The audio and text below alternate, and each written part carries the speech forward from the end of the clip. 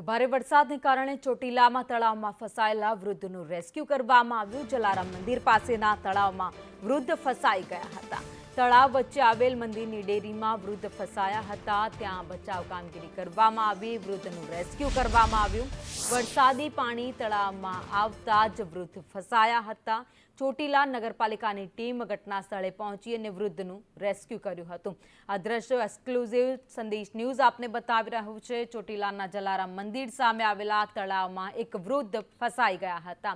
વધુ અપડેટ સાથે સંવાદદાતા અમિત તમારી સાથે જોડાઈ ગયા છે। અમિત, એક તળાવ વચ્ચે વૃદ્ધ ફસાયા હતા જેમનું રેસ્ક્યુ કરવામાં આવ્યું। જી, ગઈકાલ સાંજે ચોટીલામાં વરસાદનું આગમન થયું હતું। વરસાદના આગમનના કારણે ક્યાંક ને ક્યાંક તળાવમાં બધે પાણી ભરાણા હતા। આ વૃદ્ધ હતા તે ગઈકાલે સાંજે 6 વાગ્યા બાદ મંદિરે ગયા હતા અને મંદિરમાં અચાનક પછી પાણીનો પ્રવાહ ચાલુ થઈ ગયો હતો।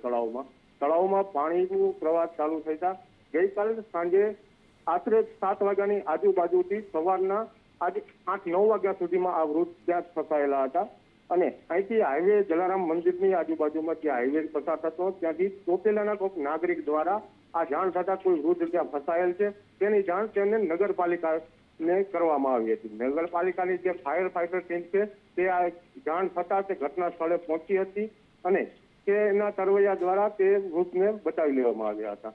હાલ એ વૃદ્ધની તબિયત પણ સારી છે, હોસ્પિટલમાં તેને લઈ જવામાં આવ્યા છે અને હાલ તે હોસ્પિટલમાં સારવાર અર્થે છે। જી, આભાર માહિતી માટે।